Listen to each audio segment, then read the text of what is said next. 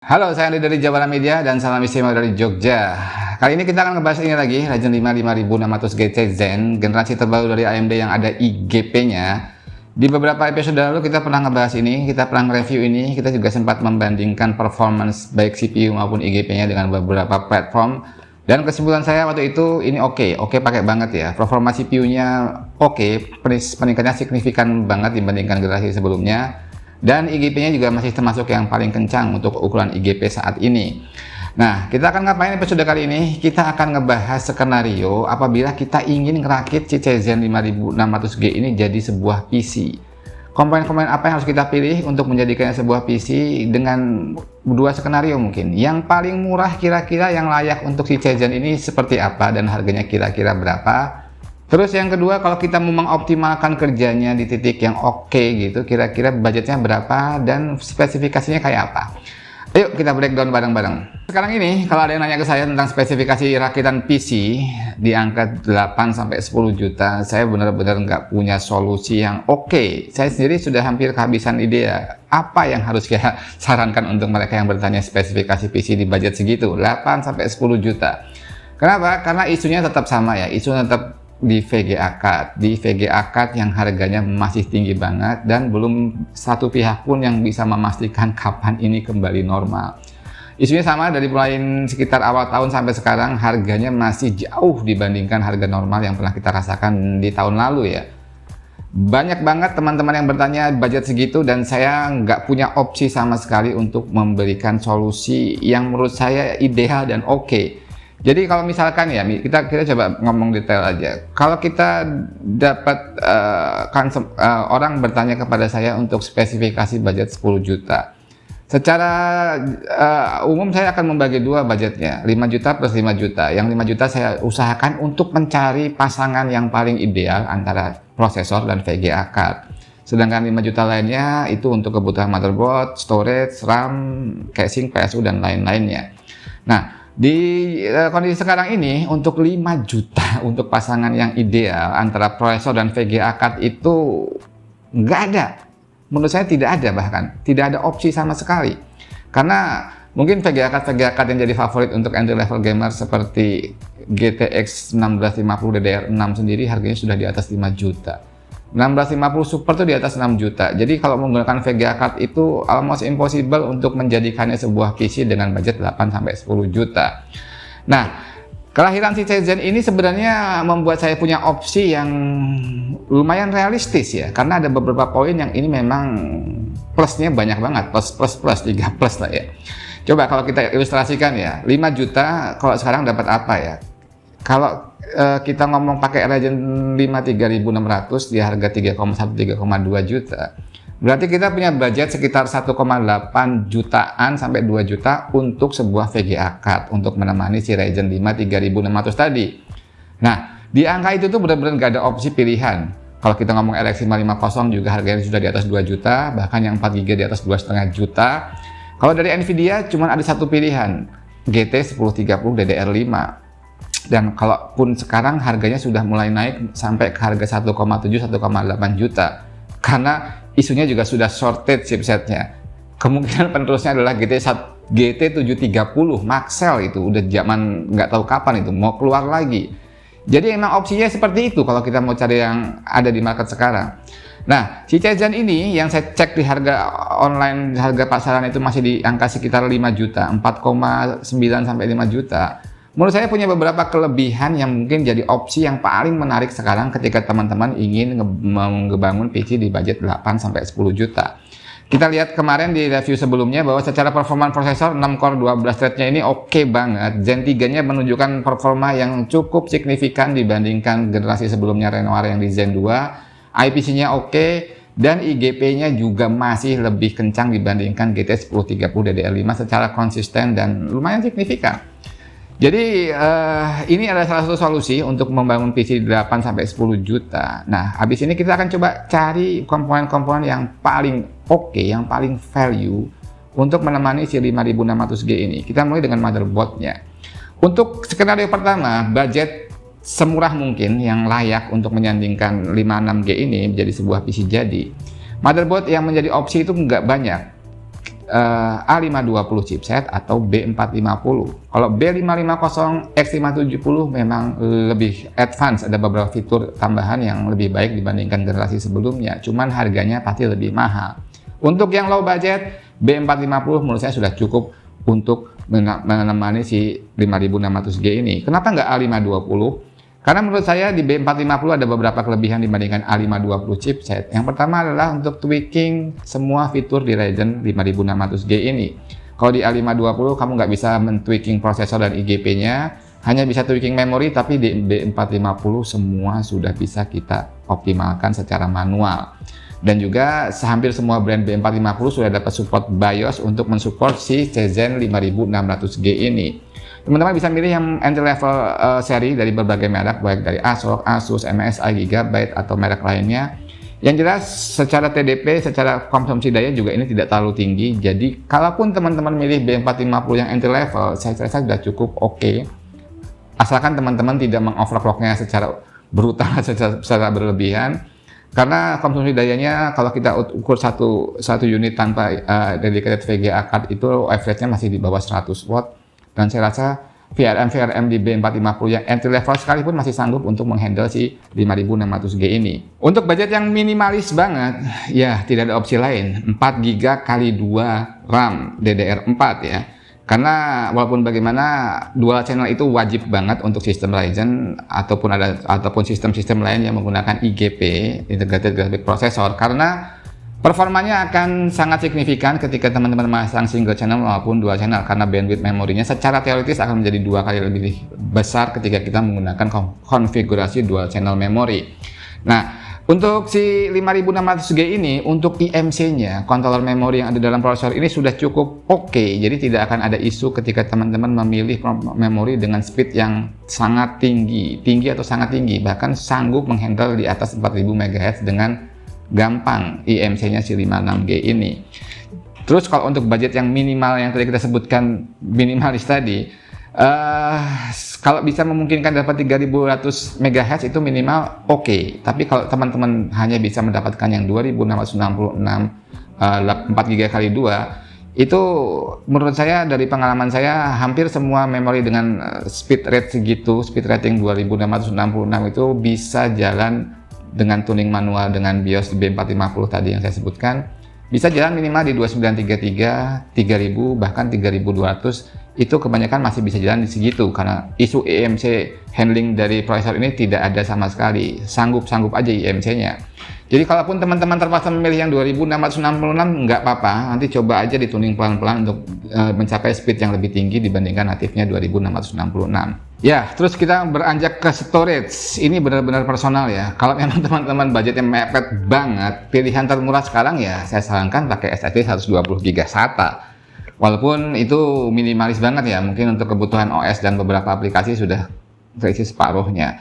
Tapi itu kembali ke teman-teman, kalau emang budget minimal banget 120GB SATA itu tidak terlalu berpengaruh pada performance secara keseluruhan PC yang akan dirakit dengan 5600G ini. Tapi yang jelas ini support beberapa interface, SATA bisa, M.2 SATA bisa, juga M.2 NVMe juga sudah support ya. Jadi teman-teman tinggal menyesuaikan aja dengan kebutuhan teman-teman, dan kalau emang budget minimal sih saya rasa SATA masih oke lah, karena harganya pasti jauh lebih murah dibandingkan yang NVMe maupun yang M.2. Oke, berikutnya ke power supply. Power supply sebenarnya tidak perlu yang terlalu besar kalau teman-teman tidak ingin menambahkan VGA card yang kelas high-end ke depannya. Yang jelas secara konsumsi daya ini cukup rendah, kisaran 80-90 watt aja untuk hariannya. Full load-nya paling sekitar 100 watt aja. Jadi teman-teman bisa milih PSU yang teman-teman anggap itu true power dengan label Active Plus, kalau bisa Active Plus ya, yang certified dan harganya yang cukup terjangkau, banyak banget pilihan di market. Jadi tidak ada isu konsumsi daya yang besar ya, ini cukup hemat daya. Jadi teman-teman nggak usah terlalu pusing tentang power supply. Asalkan brandnya masuk akal, harga masuk akal, brandnya cukup ternama dan sertifikasinya certified-nya terdaftar, saya rasa sudah cukup. Kalau casing itu kembali ke teman-teman, gimana seleranya itu memang personal banget, bentuknya, warnanya, yang jelas sebisa mungkin airflow tetap dijaga. Kita harus punya diagram sederhana bagaimana kira-kira udara itu mengalir dalam casing, intake dan outtake-nya diperhatikan dengan seksama. Nah, dengan tadi kalau kita coba simulasikan dengan harganya, dengan spesifikasi yang tadi saya sebutkan, itu angka kisaran 8.200.000 sampai 8.400.000 teman-teman sudah bisa mendapatkan sebuah PC bertandadakan Ryzen 5 5600G, 6 core 12 Ryzen 3 dan IGP Vega 7 plus 8GB kit DDR4, 120GB storage, 500 watt PSU True Power dan sebuah casing yang masih oke lah ya, tidak terlalu murah-murah banget. 8,2 sampai 8,4 juta rupiah saja. Oke, kalau begitu, kalau misalnya dananya lebih, bisa sekitaran 10 jutaan, kira-kira apa yang akan kita bisa improve untuk meningkatkan performa dan menyiapkan si PC ini supaya lebih future proof ke depannya? Ya, yang pertama motherboard. Motherboard mungkin opsinya ada beberapa pilihan, mau pakai B550 yang entry level atau menggunakan B450 yang kelasnya menengah, serinya yang menengah ya. Kalau saya pribadi tetap kita memilih chipset B450 yang seri menengah, yang VRM-nya lebih bagus, ada pendingin VRM-nya, atau ada beberapa fitur lainnya seperti audio atau gigabit LAN yang lebih oke chipsetnya. Intinya secara harga B550 entry level secara umum itu akan sama harganya dengan B450 yang kelas menengah. Karena saya memilih B450 karena memang secara natif ini controller PCIe Express-nya juga belum support Gen 4, hanya Gen 3 saja. Dan salah satu kelebihan chipset B550 dibandingkan B450 karena B550 secara natif sudah support PCIe Gen 4. Dan menurut saya saat ini, nggak tahu ke depannya ya, perbedaan performance antara Gen 3 dan Gen 4 itu memang nyata secara teori ya, secara benchmark. Cuman secara aplikatif, secara experience harian mungkin teman-teman nggak akan bisa merasakannya. Baik dari storage-nya, NVMe Gen 4 lawan Gen 3, ataupun dari interface VGA card yang teman-teman mungkin pasang di kemudian hari. Perbedaannya nggak akan kerasa. Di benchmark beda, cuman kerasanya enggak menurut saya. Jadi kalau memang ada opsi, saya tetap lebih memilih B450 yang kelas mainstream dengan beberapa fitur yang lebih oke dibandingkan B450 yang entry level. Terus memori. Karena ini menggunakan IGP, tetap saya menyarankan kalau ada budget lebih menggunakan RAM yang paling enggak kapasitasnya 8GB x 2 alias 16GB. Karena walaupun bagaimana si IGP ini akan memakan memori utama untuk menjalankan si IGP-nya untuk mengolah aplikasi-aplikasi grafik dalam IGP-nya. Jadi walaupun bagaimana akan kepotong, misalkan teman-teman menggunakan 8GB kit 4x2 itu secara teori akan kepotong sekitar 512 MB untuk keperluan si IGP-nya. Nah, di beberapa aplikasi yang CPU intensif dia akan mengembang sampai ke 2 GB bahkan 2 GB ya share memorinya, sehingga memori utama akan terpotong sekitar 2 GB, jadi yang kepakai cuma 6 sampai 7 GB aja. Jadi 16 GB menurut saya opsi yang paling ideal kalau teman-teman punya budget lebih. Ratingnya gimana? Ya setinggi mungkin itu semakin baik. Teman-teman bisa menggunakan yang natif 3200 MHz sehingga masih punya headroom sedikit kalau misalnya mau dioceh dikit-dikit ke 3466 apa 3533. Mungkin chipsetnya sanggup dan prosesornya juga tidak punya isu di kontrol memori. Pasti sanggup secara prosesor dan IMC. Terus storage menurut saya paling ideal itu minimal sekarang 240GB ya. 240GB itu udah di harga 500-an kalau sekarang. Itu menurut saya paling ideal karena secara kapasitas juga tidak terlalu kecil. Dan beberapa aplikasi baik OS maupun beberapa aplikasi lain sanggup muat di situ dan masih punya sedikit space untuk beberapa buah game dan data-data teman-teman.